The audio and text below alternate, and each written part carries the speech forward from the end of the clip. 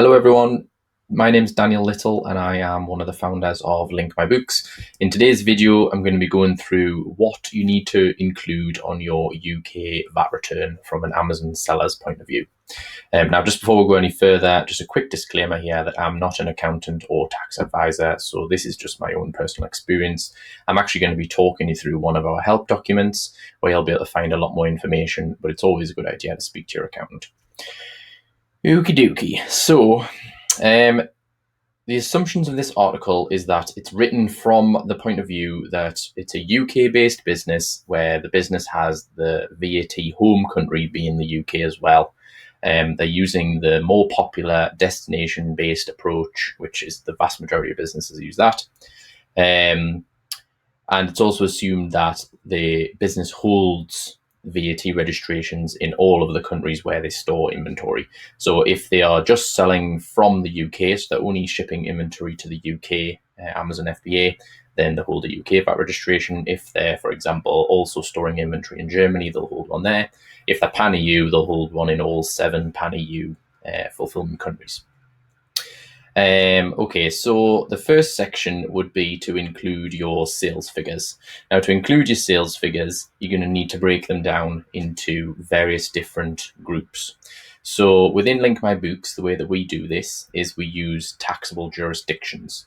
So the UK tax jurisdiction sales are any sales that have either been delivered to the UK customers, regardless of where they've come from, or sales that are delivered to EU customers, so customers in other EU countries, but where you don't hold a VAT registration. So if you're only VAT registered in the UK and something gets shipped to France, then that would be accounted.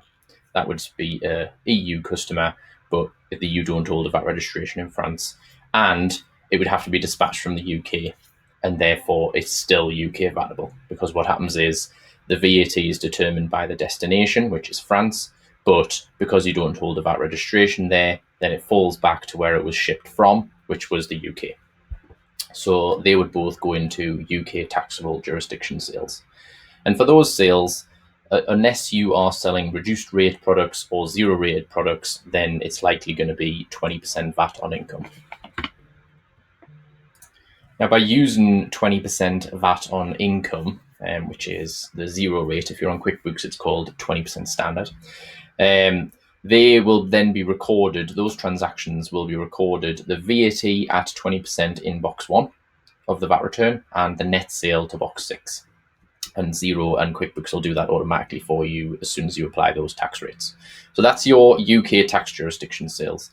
The next one is your EU tax jurisdiction sales that have been dispatched from the UK. And these sales are sales that have been delivered to EU customers, but these are in countries where you do hold a VAT registration. So let's take the example of France again. So say you do hold a VAT registration in France, and as a sale has been delivered to a customer in France and it's been dispatched from the UK, then that would be VATable in France because it goes on the destination first, and then the fact that it's been dispatched from the UK means that you need to include that information on your VAT return. Now, if you take the opposite of that, the other group, which is available, which is set up in Link My Books as well, is EU tax jurisdiction sales that have been dispatched from the EU, so not the UK. Now, those don't need to be included in the VAT return, so they would just have the no VAT rate applied to them.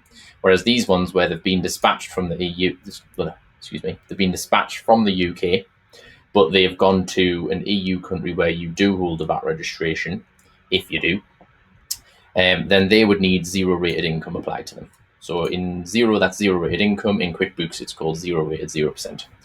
And what that does is it puts the VAT at 0% into box 1. So basically, there's no VAT, but you have to account for it. And then the net sale goes into box 6. So that's your EU tax jurisdiction sales that have been dispatched from the UK. Now, you might not even have any of those because you may only hold a UK VAT registration. And if that's the case, then you would still set this zero rated income rate just in case in the future you did get that. But you might not necessarily have any in your settlement at the moment. The next one is zero rated EC business sales. Now, these are dispatched from the UK. Now, these are sales that have been delivered to an EU business customer that holds a VAT registration in a different EC country.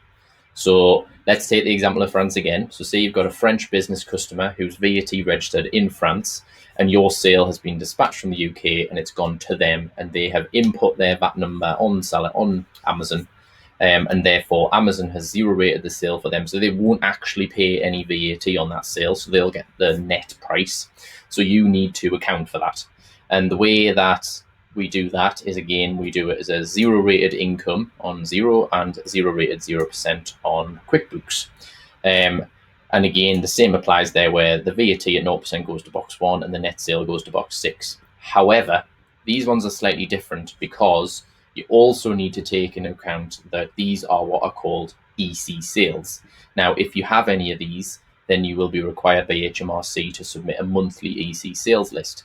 And you'll see here there's another link on EC sales, and there's an article which feeds into another 2 articles, all about EC sales and EC inventory movements, which we'll get onto later. So if you do have any of those sales, then I would highly suggest that you have a good read through that article as well. We'll not cover that today, though that's a bit too in depth. Moving on. So the next one and last one is sales exported outside the EU that again have been dispatched from the UK.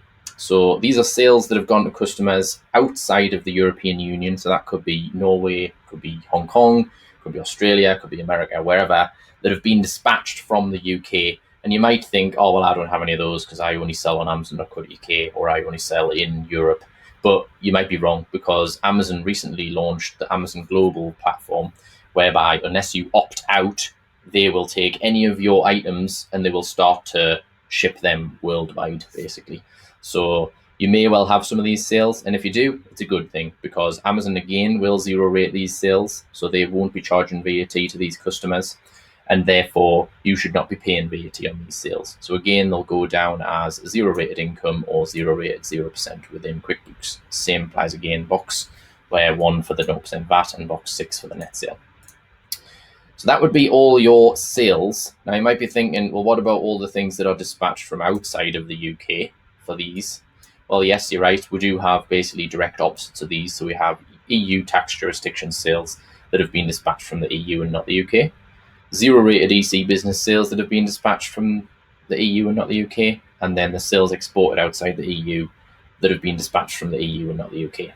But all of those should have no VAT on them, because the no VAT code, or I think it's called, let me just double check what it is called. So in Zero, it's called no VAT, and in QuickBooks, it's called no VAT applicable 0%. And what those 2 tax rates do within the 2 systems, Zero and QuickBooks, is they basically exclude them from the VAT return. So I haven't included those in this because this whole article is about what to include in the VAT return. So those ones, when you go through our setup wizard, they will automatically show you the default rates would be no VAT. And as long as you accept them and check them with your accountant, you'll be fine. So that would be your sales. Now the next step would be your Amazon fees. So your Amazon fees is a little different. That depends on if you've entered your VAT number on Seller Central or not. If you have entered your VAT number on Seller Central, then what will likely be happening is for Amazon seller fees, Amazon FBA fees, including storage fees, and all Amazon advertising fees, except for Amazon.co.uk advertising fees, they will be zero rated under the reverse charge expenses EU regulation.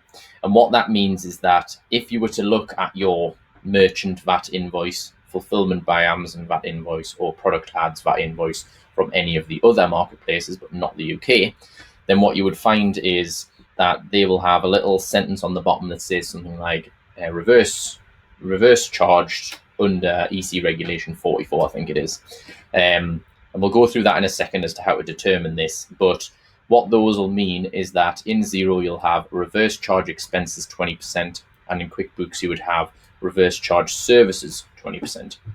And those 2 rates will do the same thing in that they will add a positive line and a negative line for the VAT at 20% to boxes 1 and 4, and then a positive line and a negative line for the net purchase to box 6 and 7. And when I say positive line, negative line, what I mean is you'll have a positive line which will be, say, £100 worth of fees.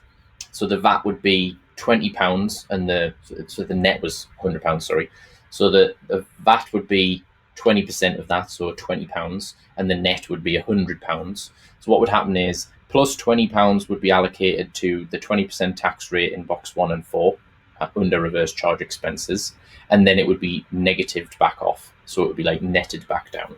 So it's just because on the VAT return for HMRC, you have to account for these amounts of VAT at 20%, but you're not paying them. That's the whole idea of reverse charge. So you might want to speak to your accountant or read some more information on the whole reverse charge side of things. But the top and bottom of it is, if you've entered your VAT number on Seller Central, you're likely getting reverse charged for all of those fees, except for your home country. So in this case, it was UK, Amazon.co.uk sponsored ads, and that one will be 20%.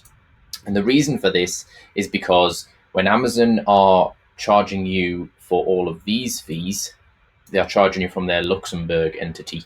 And when you charge services over the internet from one EC country to another EC country, and both of them are VAT registered, then it's what's called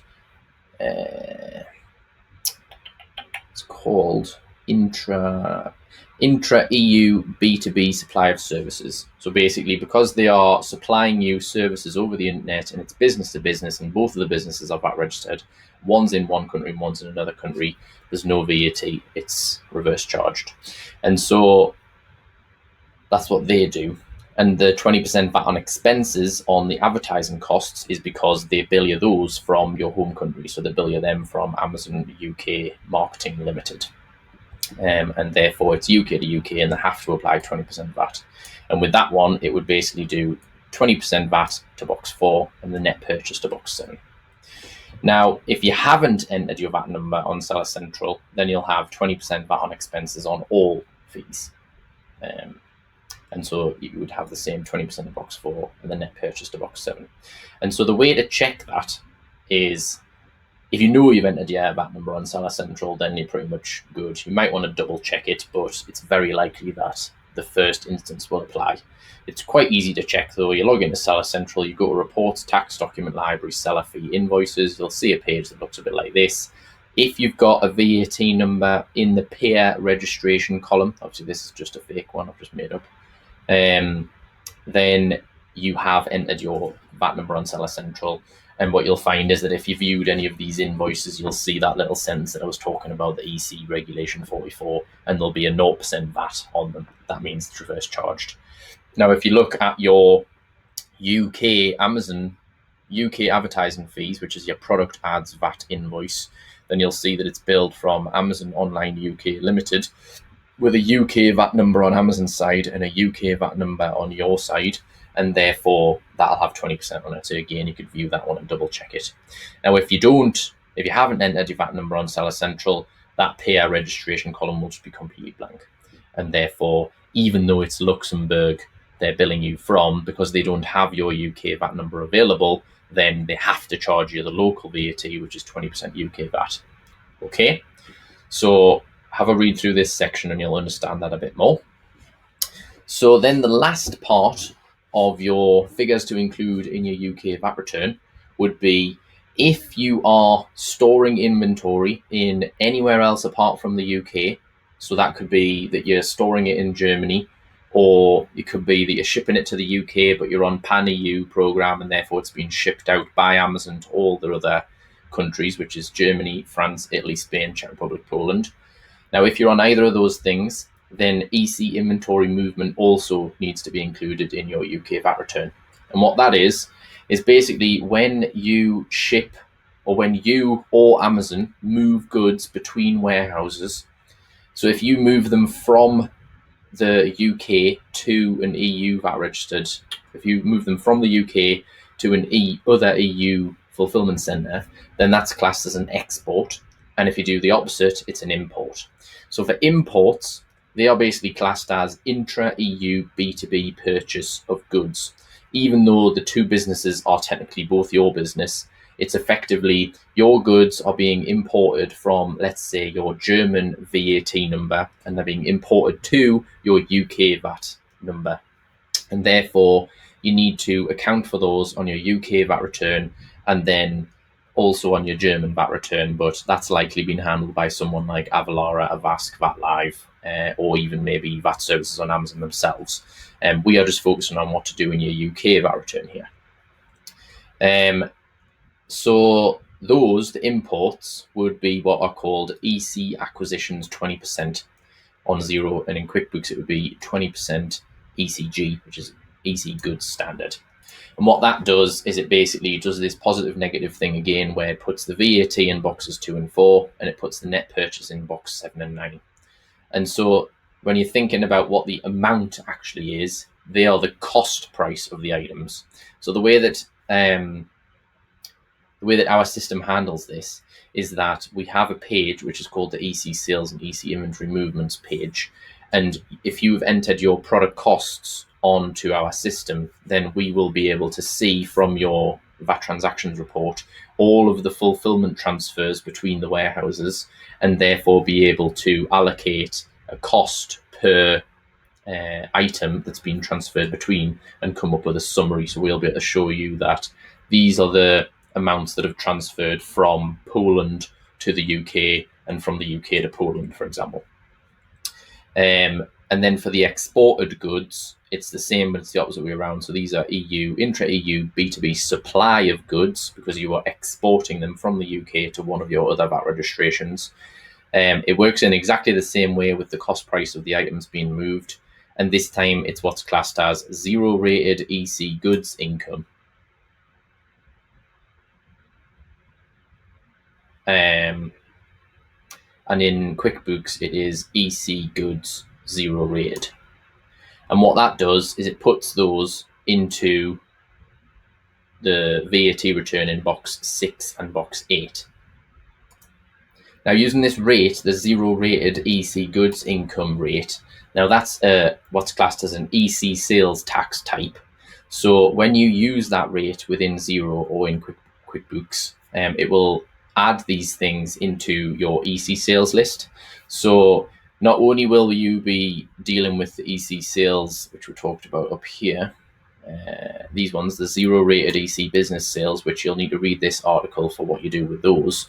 Now, the EC inventory movement, they will also, when they're exported, be going into the zero rated EC goods income tax rate, which would then include them in the EC sales list, because these are technically EC sales from your UK VAT number to one of your other EU VAT numbers.